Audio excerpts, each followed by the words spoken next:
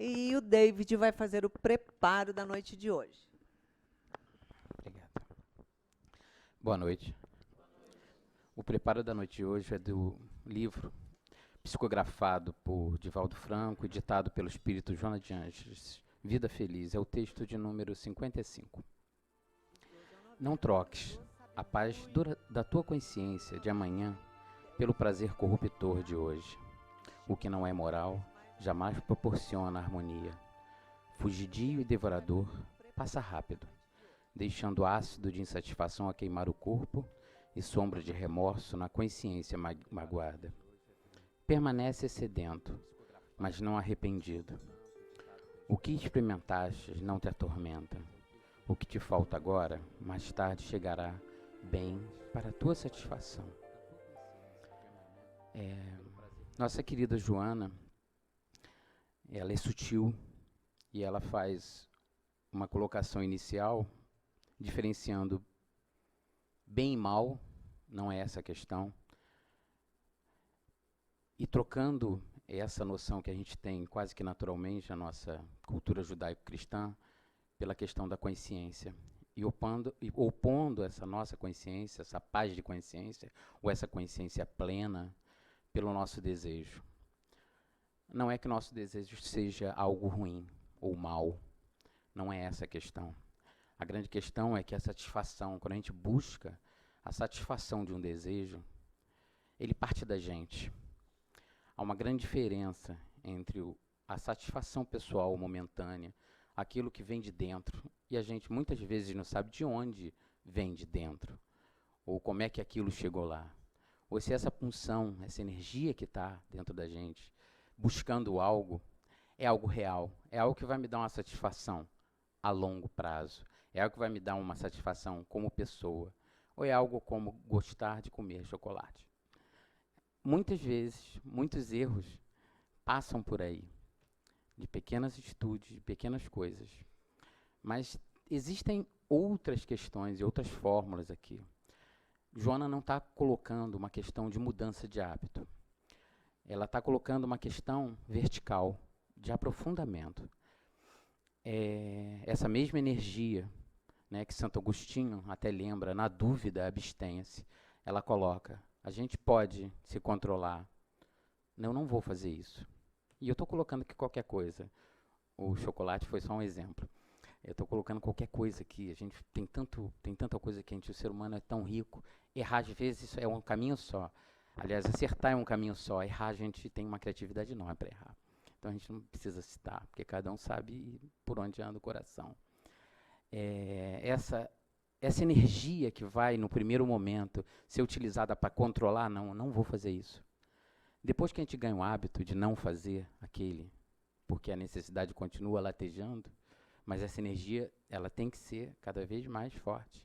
Ela vai, em determinado momento, não ser usada mais para controlar, porque a gente se habitua muito fácil às coisas. Depois da segunda, terceira, quarta vez que a gente se controla, essa energia começa a ficar solta dentro da gente. Aí a gente precisa parar para observar dentro da gente por onde essa necessidade vai. Ela é nossa? Ela foi colocada por uma necessidade externa de outra pessoa? Ela vai fazer bem a todo mundo que está em volta de mim? Isso é amor de verdade? Quando eu desejo alguém ou quando eu quero chocolate? Isso é um amor por mim? Essa energia, ela vai começar a transacionar, justamente porque eu busquei o controle, por uma questão de consciência. E aí ela fala de plena consciência. Não é bem ou mal, é uma questão de aprofundamento e observação da nossa postura e das nossas atitudes, se a gente se coloca como ser humano numa religião que fala basicamente que você pode se aperfeiçoar. E a gente tem que começar e dar o primeiro passo. Boa palestra a todos. Boa noite.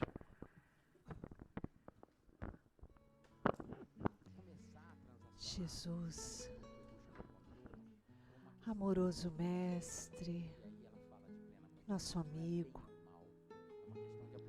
abençoa-nos, Senhor, nesta noite de hoje,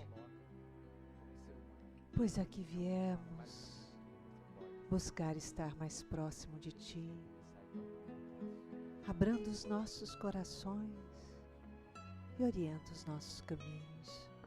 Pedimos também a nossa mentora Joana de Ângeles, que com o seu carinho e a sua inspiração envolva o Fernando Lucena, trabalhador da casa, nos estudos que ele preparou para a noite de hoje. Graças a Deus.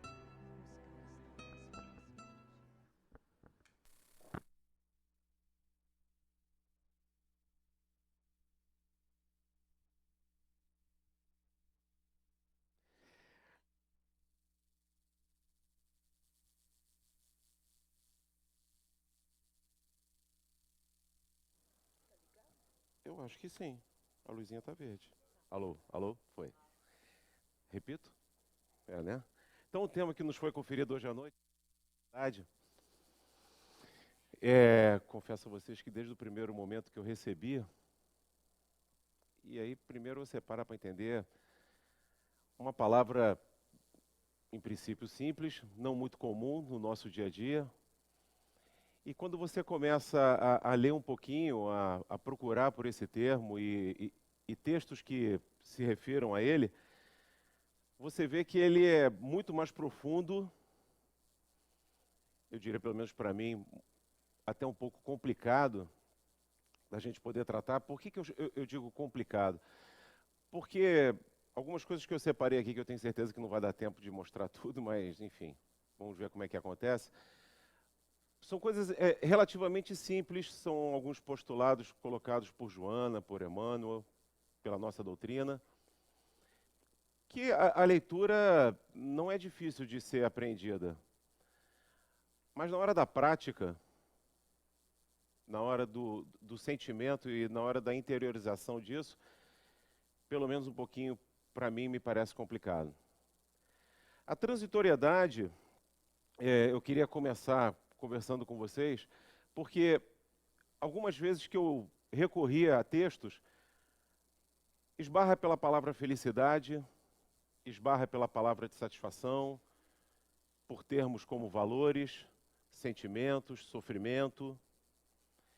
E aí, construindo esse bate-papo de hoje à noite com vocês, hoje até me chegou uma historinha que veio a completar uma segunda parte que eu queria contar para vocês, sobre Alexandre o Grande, como o próprio nome o diz, poderoso Alexandre, que assim que ele invade e domina a Grécia, ele recorre àqueles que sabem tudo, como chama a moça da sua casa que sabe, te conta tudo? A Eva provavelmente já estava lá, só que naquela época, ao invés de Eva, era chamada de oráculo. E ele vai até o oráculo e indaga o oráculo dizendo o seguinte: quem é a pessoa mais inteligente, a que sabe de tudo aqui na Grécia? E o oráculo responde para ele que é Diógenes. Ele fala: então me diga onde é que ele está e eu quero ir até o encontro dele. É indicado para ele, ele chega até onde Diógenes está e, na verdade, Diógenes mora dentro de um barril. Ele bate no barril, Diógenes se levanta e diz: pois não, eu quero lhe fazer uma proposta. Meu nome é Alexandre e eu acabo de dominar toda essa terra. Me peça o que quiseres para ser o meu consultor, o meu conselheiro, aquele que indicará tudo o que eu tenho que fazer. É só me pedir e eu lhe darei. E Diógenes diz para ele o seguinte: a única coisa que eu peço é que você saia da frente do sol. E aí Alexandre deve ter parado ali alguns segundos ou minutos e vira as costas e vai embora. E a partir dali se diz, né, que, como no coloquial de hoje, a ficha caiu para ele. E ele continua a sua jornada pela vida até o momento que ele sabe que chega perto da sua morte e ele faz um pedido claro àqueles seus braços direitos, que no dia do seu velório ele queria 3 coisas. A primeira delas é que toda a riqueza dele fosse espalhada pelo chão ao longo de todo o trajeto do velório. Que segundo, o seu caixão fosse carregado por todos os melhores médicos disponíveis à época. E terceiro, que as mãos dele fossem colocadas para fora do seu caixão. automaticamente os seus súditos obedecem de primeira, logicamente, mas por curiosidade apenas perguntam para ele, olha, tudo será feito à sua vontade, mas apenas explique por que de 3 desejos tão diferentes. Ele coloca o seguinte, bom, com relação aos médicos, eu quero que todo mundo veja que por maior que seja o conhecimento daquele que pode salvar vidas, existe a vontade do divino. E quando chegar a minha hora, nenhum deles será capaz de resolver. Então eles me conduzirão. Ponto número 2, eu quero que minhas riquezas fiquem ao longo, porque assim será com tudo aquilo que a gente ajuntar na terra. E quero que todos vejam as minhas mãos, vazias, que conforme cheguei, assim me retiro desse plano. E que essa seja a lição para todos. Então essa questão do efêmero, daquilo que é transitório, daquilo que não é permanente, é uma questão antiga. Só que, para todos nós, na família humana, essa é uma questão antiga, complicada e difícil de resolver.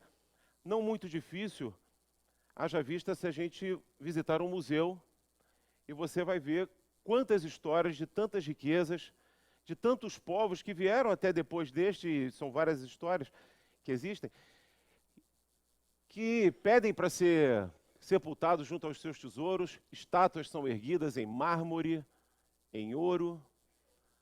E, em verdade, a gente para pensar de que vale tudo isso.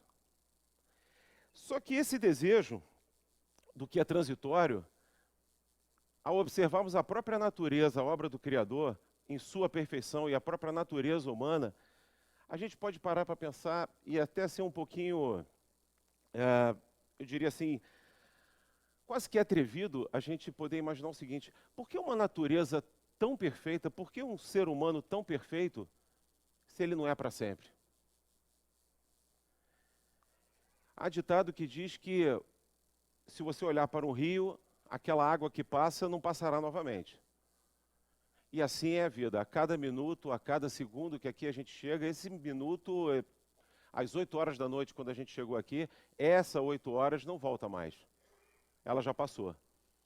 E aí se vem o desejo de que a gente aproveite o presente, porque não podemos mais alcançar o passado e o futuro ainda é uma incerteza. Mas quando a gente olha a natureza e tem esse pensamento de que tão perfeita que ela é, por que ela não é eterna, nos vem talvez a revelação de que não é o transitório que está se discutindo, mas a natureza da impermanência, tanto da natureza como a nossa. Porque o que diz a impermanência? Que não é que passe, as coisas se modificam, as coisas evoluem. E dentro desse significado, a gente começa a ver que tanto aquilo que é bom como aquilo que é ruim não dura muito.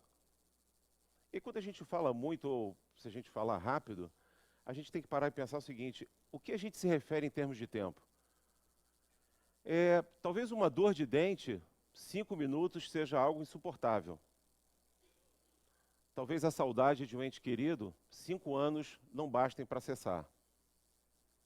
Então fica difícil quando a gente para pensar sobre aquilo que passa, o que é rápido e o que demora.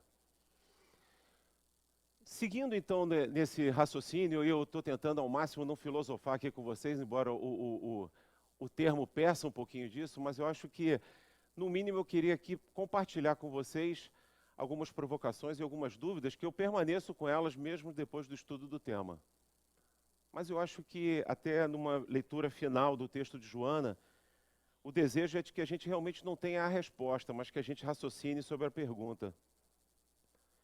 E na própria leitura que o David fez, é difícil encontrar a hora que Joana ou qualquer outro espírito superior nos traga a resposta. Talvez ele traga o entendimento da verdadeira pergunta. E aí eu queria compartilhar com vocês, assim que funcionar aqui. Duda, travou? Foi? Não foi? Foi. Show. E aí eu vou me utilizar aqui de 2 termos que muitas vezes apareceram durante as leituras, para a gente fazer, digamos aqui, o primeiro compartilhamento assim da minha inquietude. O primeiro termo foi o termo do valor. Aquilo que a gente dá valor, os nossos valores, e a gente começa a entender que valor é uma coisa extremamente individual. Não necessariamente aquilo que eu valorizo é o que você valoriza. Na intensidade que eu valorizo, na intensidade que você valoriza. E um outro ponto é o ponto da disponibilidade. O quão disponível aquilo que eu valorizo está na minha vida. E aí, nesse momento, eu queria falar do material ao humano. A relação que eu dou valor, ou ao objeto que eu dou valor, ou ao sentimento que eu dou valor. E automaticamente, quando a gente tem dois eixos, a gente consegue dividi-lo em 4 espaços.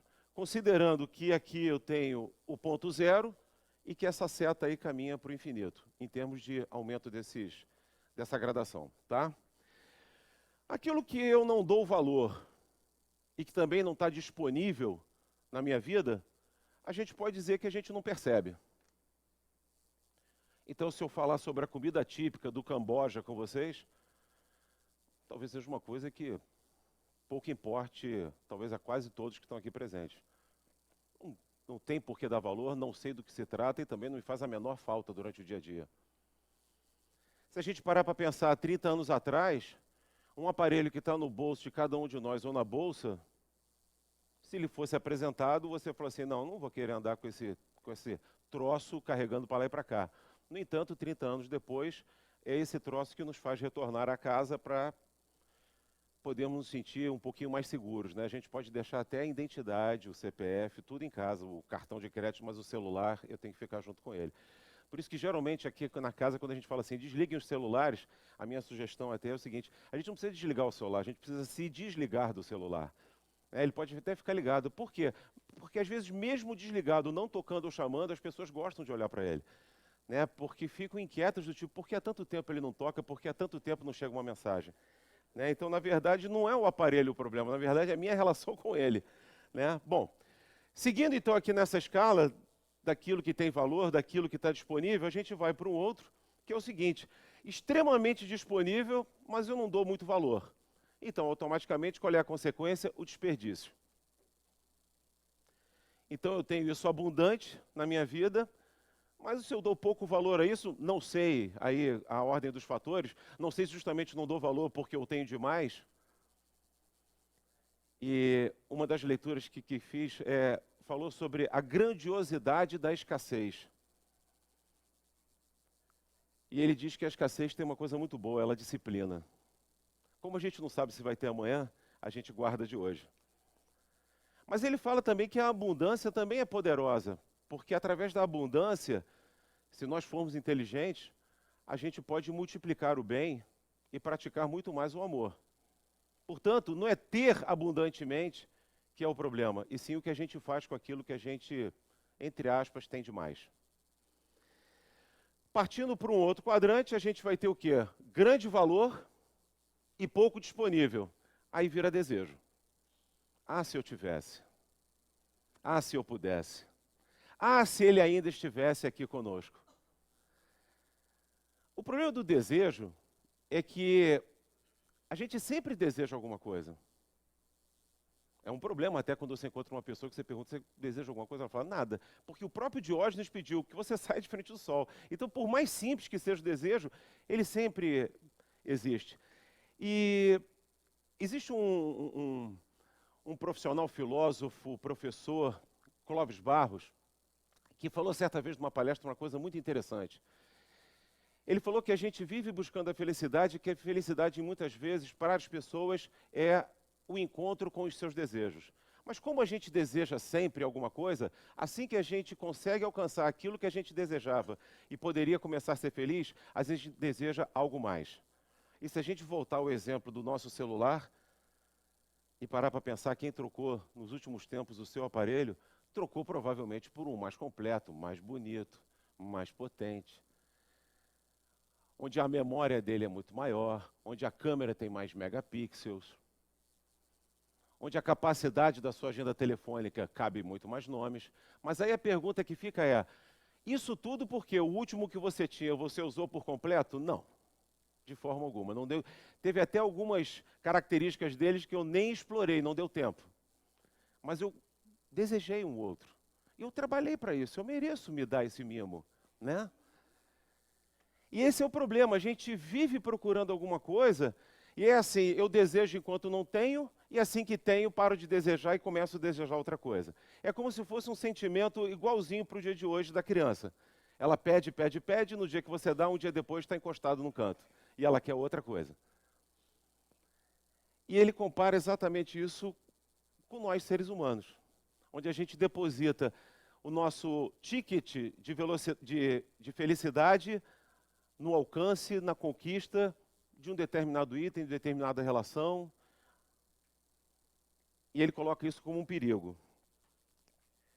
Se a gente tem valor alto e a gente tem disponibilidade, que bom, aquilo que eu desejo eu consigo, a gente tem uma sensação de bem-estar. Então isso aqui é extremamente simples, maravilha, mas aí vem uma coisa a complicar, que é a percepção. Nada daqui é absoluto. Porque muitas vezes você não dá valor àquilo que você deveria dar valor. E num dito popular, o que é ensinado para a gente? No dia que perder, vai dar valor. Então tem essa profecia que é colocada, né? E a gente, enquanto tem do lado, a gente não liga. Mas no dia que a gente passa a não ter... Ou então a gente fica buscando aquilo que a gente acha que é o nosso objetivo, para quando chegar lá ver que, sinceramente, continua tão vazio quanto antes.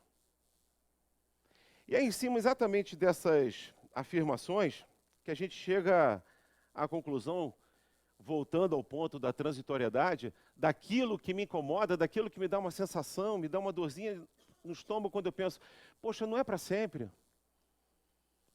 É como se a gente chegasse a essa vida e, na verdade, tivesse ali um cronômetro em contagem regressiva. Então, na verdade, a gente não vai acumulando anos, né? Na verdade, a gente vai passando por etapas dessa longa jornada que a gente tem algumas certezas na vida. Uma delas é essa, de que um dia a gente vai desencarnar. E que, em verdade, o que se prossegue aí é o espírito, que isso aqui é apenas mais uma vivência desse espírito, mais uma vida desse espírito. Mas isso dá uma certa ansiedade, dá uma certa inquietude. E aí a gente pode recorrer a algumas histórias aí da loção ou da poção da vida eterna. Como seria bom, né, se a gente pudesse ficar para sempre? Ou a gente acha que seria bom se a gente pudesse ficar para sempre? Porque a gente raciocina em quem que tem que ficar para sempre? O Fernando, né? A gente não raciocina no espírito porque muitas vezes a gente nem conhece esse espírito. Tanto não conhece que a gente fala assim, na verdade tem o Fernando e o espírito, Fernando. Não, não existem dois, é um só. Mas a gente se refere como se fossem duas partes de uma coisa só. A gente começa a ver que eu tenho que parar e olhar um pouquinho para essa percepção que eu estou tendo, assim como o Deide falou, não é uma questão de bem ou mal, não é uma questão se esse desejo é seu ou foi colocado em você, mas é assim, para um pouquinho, aprofunda um pouquinho o raciocínio e pensa, será que o valor que eu estou dando a isso é um valor real ou um valor percebido, ou um valor criado? E esse mundo que a gente vive é um mundo que vai mostrar sempre para você determinados valores. E Iraci começou aqui a nossa noite dizendo o seguinte, a gente vive um momento difícil.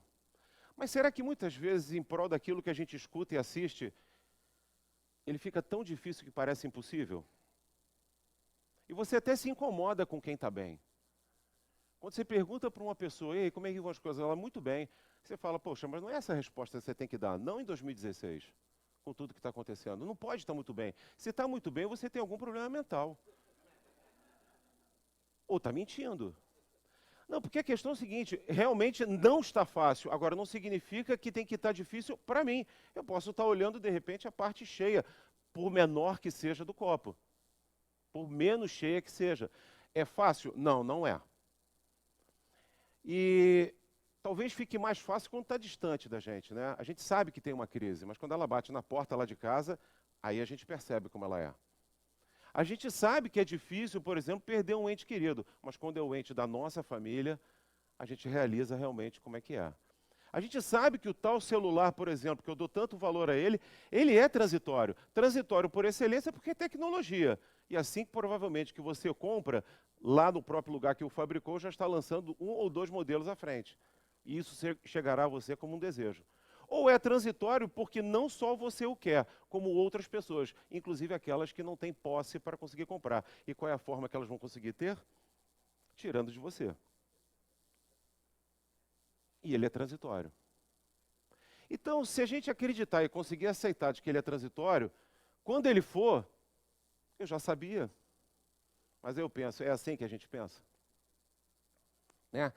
Chegar apertado para ir ao banheiro em casa, e na mesma hora que você foi, ele caiu dentro do vaso. Meu celular, e aí eu sei que nessa hora algumas pessoas estão falando assim, não fala isso que eu estou lembrando, meu aconteceu exatamente isso. Pois é. E eu estava pagando ele ainda, entendeu? Nossa, faltava tanta prestação ainda para pagar. E aí ele se afogou, se foi. Mas olha só, ele não é transitório, você sabe que ele é transitório, que ele não vai ficar contigo para o resto da vida.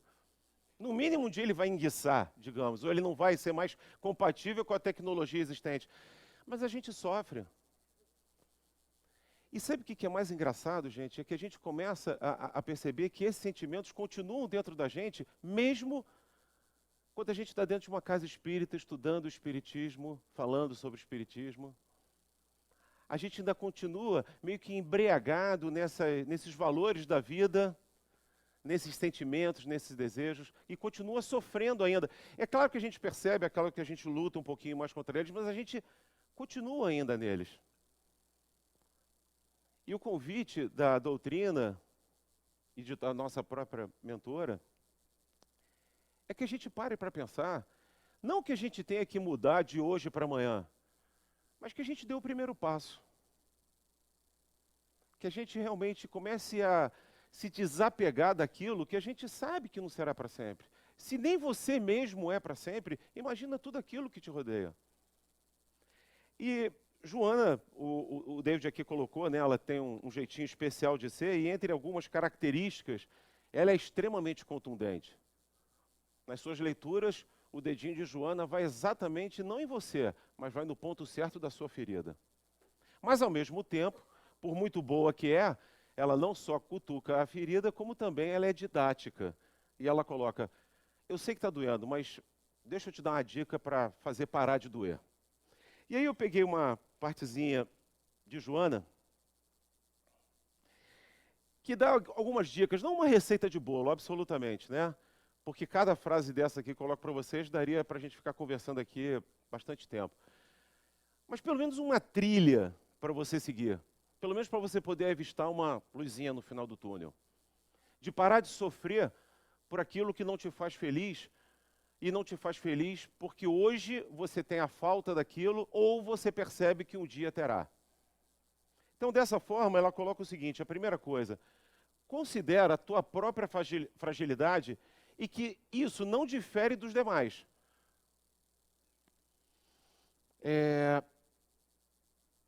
Na última novela das 8, Velho Chico, isso, Velho Chico, teve aquele ator, né, que se foi de uma forma abrupta, né? E aí 2 coisas eu percebi daquilo ali, bastante interessantes. Uma delas é que a partir daquele dia, e foi dito até por um palestrante aqui da casa, e eu concordo, né? É claro que a gente sente, absolutamente, pelo amor de Deus, a gente não é um bloco de gelo, a gente sente, aquilo choca.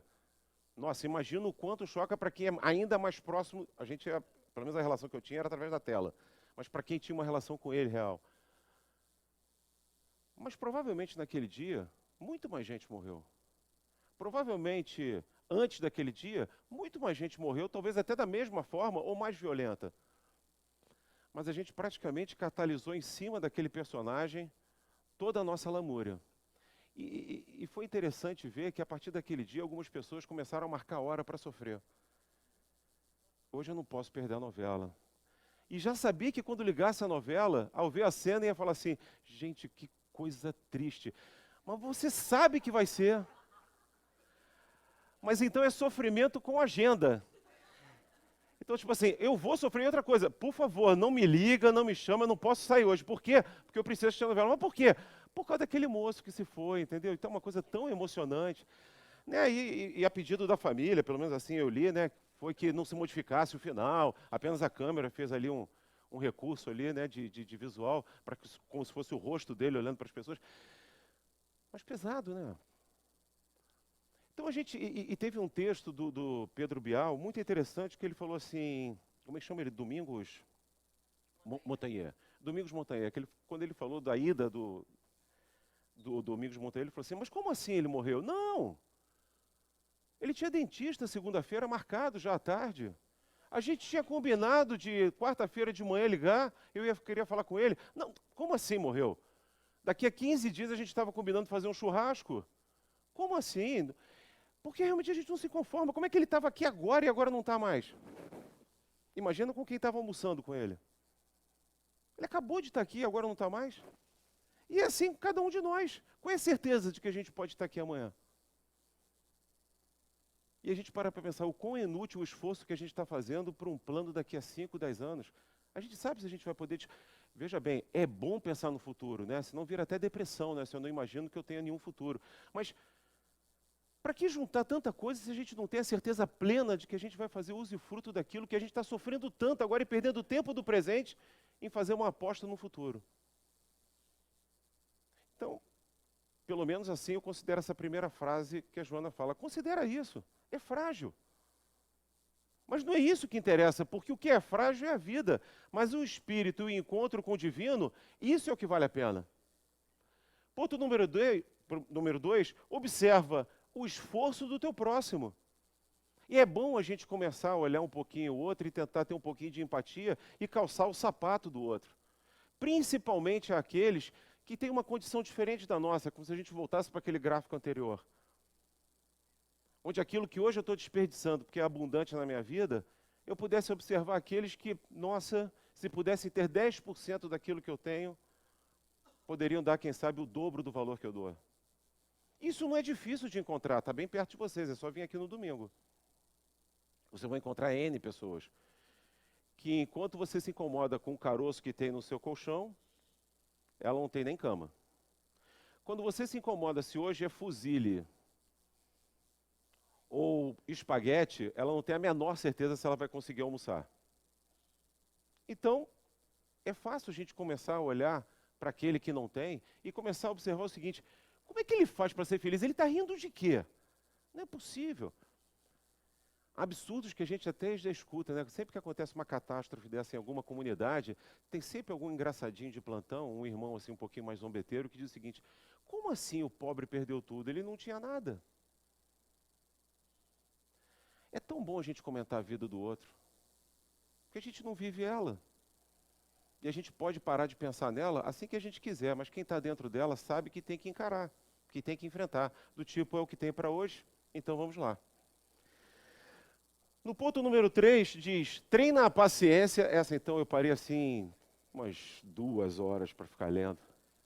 Quem me conhece sabe. Treina a paciência ante as ocorrências desagradáveis. Aí o ponto é o seguinte, desagradáveis. Será que não é uma questão de percepção? Semana passada aqui na palestra, inclusive, o tema foi esse, a verdadeira desgraça. Coisas do tipo que a gente acha que é para o bem, a gente não sabe o que vai nos arrumar de zica no futuro. Aquilo que a gente acha que é ruim agora, e a gente não sabe o quão bom foi para a gente aquilo ter acontecido. Então ele pede o seguinte, treina a paciência. Eu sei que você não consegue ser paciente, mas dá para ser 0,1 mais paciente que ontem? Porque aí se a gente começar a pensar de 0,1 em 0,1, daqui a pouco a gente está com 10, 20, 30%, 40%, um bom progresso. Não dá para pensar no 100% logo de cara, porque desanima. Mas vamos de pouquinho em pouquinho, né? A gente não tem paciência para esperar tudo isso. Bom, reflexiona quanto à transitoriedade da posse. E aí eu vou usar aqui de um jargão, né? Vamos tentar fazer com que a gente tenha as coisas e não que as coisas nos tenham. É legítimo que a gente possa utilizar, a gente está num mundo como esse. E veja bem, absolutamente é ato de santificação se libertar de tudo que tem e virar um eremita. Muitas vezes isso é uma fuga. É possível ter as coisas, mas não está preso a elas. É um exercício. E eu acho que a ideia do tema e da leitura é que a gente vá trabalhando isso pouco a pouco na nossa cabeça. Medita sobre a necessidade de ser solitário. E aí eu queria farei um parênteses, porque assim que eu li essa daqui, eu lembro muito da expressão que Iraci coloca, é o seguinte: deixe de ser solitário e seja solidário. E aí, quando eu entro um pouquinho mais no texto, aqui é só um resumo para vocês, ela não se refere a, digamos assim, que você fique sozinho, mas que você entenda de que a felicidade e a sua plenitude já está com você. Você não precisa de ninguém para te completar, você não precisa fazer com que ninguém te faça feliz. Você pode ser feliz. Aliás, se você for feliz, você vai fazer o outro feliz. E se o outro for feliz, vai fazer o outro, e a gente tem aí um círculo virtuoso de felicidade. É isso que Joana coloca. Você se basta. Você não precisa colocar esse peso nas costas de ninguém. E nem culpar as pessoas que hoje você é infeliz por causa dela. Propõe-se a necessidade do dever, por mais pesado que seja. É difícil. A gente encara às vezes que, vamos lá, não queria ter o chefe que eu tenho, se eu pudesse ter escolhido. Mas numa época dessa que todo mundo está perdendo emprego, cala e encara porque é melhor. Não muito, não muito. Eu não queria ter esse sócio ou essa sócia. Mas quem sabe, né? Ela veio, e toda vez que eu venho aqui na casa, que fala assim, tudo aquilo que te incomoda no outro é porque você tem. Ai, gente, tem umas frasezinhas que a gente fala assim, poxa...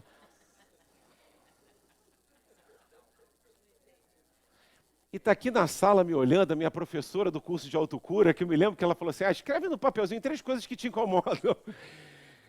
Aí eu escrevi ingenuamente, estou num curso, né? Aí depois ela falou assim, Beira, não precisa nem me mostrar não, mas são essas 3 que estão dentro de você. Eu falei, não é possível. Tá.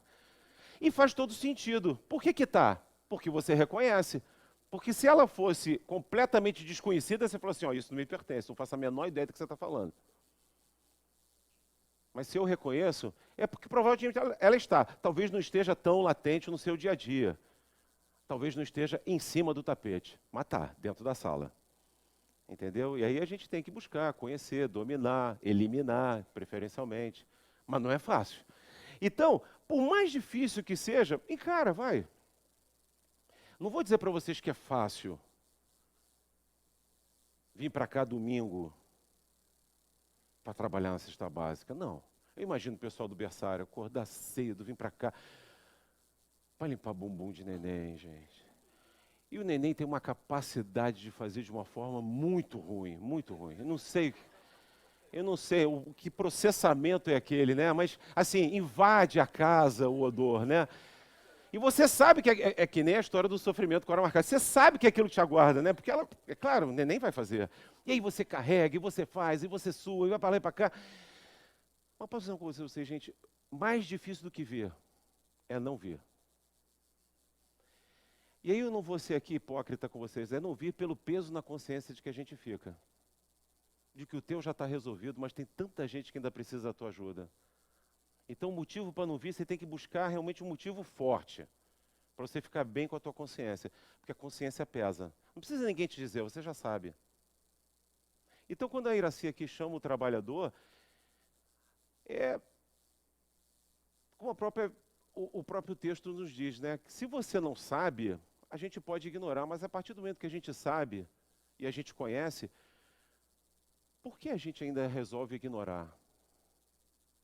Por que a gente continua ainda a viver o nosso dia a dia, a nossa vida, os nossos valores, a nossa reta, ignorando a colaboração que a gente deveria, e nem sabe, mas provavelmente até prometeu antes de vir para essa existência? E a gente sabe que a gente vive numa rede onde cada nozinho depende do outro, onde quem está em cima ajuda quem está embaixo, e às vezes até quem está embaixo inconscientemente ajuda quem está em cima. Nem que seja inconscientemente. Nem aquele irmãozinho ainda não muito desenvolvido, que mesmo sendo ajudado reclama, o que ele está fazendo com você? Te ajudando a praticar a paciência. Está sendo o teu mestre sem você saber, sem você perceber. Então, é o que eu disse para vocês, reflexão é uma provocação. E por último, aprende a repartir, mesmo quando a escassez caracterizar suas horas.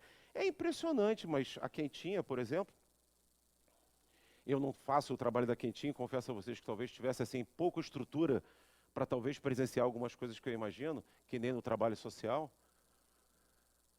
Mas as pessoas que trabalham me dizem, Fernando, é impressionante quando você chega lá e tem mais do que você imaginava que teria, e você, na verdade, não tem ali alimento para todos, mas eles dizem, pode deixar, a gente reparte. Então, aquela primeira refeição daquela criatura daquele dia, ele faz questão de que ela não seja 100% para ele, porque os outros estão na mesma condição. E a gente lembra, às vezes, quando a gente reclama, né? De dar um pedacinho do nosso sanduíche para o marido ou para a esposa. Fala assim, pede o seu, pelo amor de Deus, fica sempre pedindo um pedaço do meu, né? Pois é. Porque o egoísmo está de plantão ainda aqui dentro, né? E toda vez que ele pode se manifestar, ele se manifesta. Muito bem. Bom, chegando perto aí do nosso horário, deixa eu só fazer uma leiturazinha para vocês, de Joana, e tentar resumir para vocês nessa leitura o que eu quis trazer para vocês com relação ao aspecto da transitoriedade, do apego, do desapego, e que a gente possa, se não até agora, mas a partir de agora, começar a olhar com outros olhos aquilo que a gente valoriza e aquilo que a gente pode repartir com quem está próximo de nós. Diz aqui o seguinte, a leitura, e eu fui resumir porque era uma parte muito grande, diz o seguinte, fixadas as sensações, os homens buscam em contínuos esforços, às vezes sacrificiais, os favores prazenteiros do momento, sem outros quaisquer compromissos, exceto o para conseguir recursos que lhe facultem a continuidade do seu gozo. Desgastam-se com facilidade e, por mais se utilizem dos meios e técnicas de rejuvenescimento, dos recursos valiosos das cirurgias plásticas, sofrem os transtornos que se derivam da opção de comportamento a que se entregam, na incessante correria para ganhar tempo. A visão de Jesus, porém, sobre a existência terrena é, no entanto, otimista e rica de sabedoria, adornado pela beleza ao propor viver-se no mundo, embora não dependendo das suas constrições ou excessivas liberações. É compreensível a ocorrência, porque todos somos servidores a soldo dos nossos amos. Mas a pergunta que se faz é, a quem você serve? As atrações e divertimentos, no entanto, necessários para proporcionar bem-estar, trabalhadas pelas mentes viciadas, passaram a constituir-se essenciais, superando os deveres e a dedicação ao fundamental, à vida espiritual. Face ao tumulto que toma conta irrefreada de quase toda a sociedade, é indispensável que faças uma reflexão cuidadosa e, durante a mesma, uma interrogação: a quem eu sirvo? Todo aquele que procura a embriaguez dos sentidos consome-se no fogo das ansiosas mudanças de jogos, tentando renovação e preservação das satisfações sensoriais, vivendo sedentos de contínuos gozos. O serviço com Jesus, porém, não te impedirá o sofrimento. As vicissitudes que fazem parte do processo iluminativo, mas que contribuem com o conforto moral e o conhecimento da sua casualidade e da sua significação, lhe ajudarão no alcance da tua plenitude. Como a existência na Terra tem por finalidade a depuração moral e a conquista da harmonia plena, ninguém transita sem a dor, nem permanece indefinidamente sem a vivência da reflexão em torno do próprio sofrimento. O servidor de Jesus comporta-se de forma tranquila, porque sabe que também a aflição é transitória. Portanto, mais uma vez, a quem serves? Se elegeste Jesus, não te envergonhe à cruz dos testemunhos, nem às problemáticas que te auxiliam no crescimento espiritual. Cristão sem cruz é apenas simpatizante do ideal que ele ensinou e viveu. Conduz desse modo a problemática afligente que te crucifica interiormente. Também a alegria e torna-se fácil de superar, porque o seu fardo é leve e o seu jugo é suave. E pense mais uma vez, a quem eu sirvo? Essa psicografia foi feita por Divaldo Franco, no dia 31 de março de 2014, no Centro Espírita Caminho da Redenção em Salvador. Muita paz a todos, que retornem aos nossos lares em paz.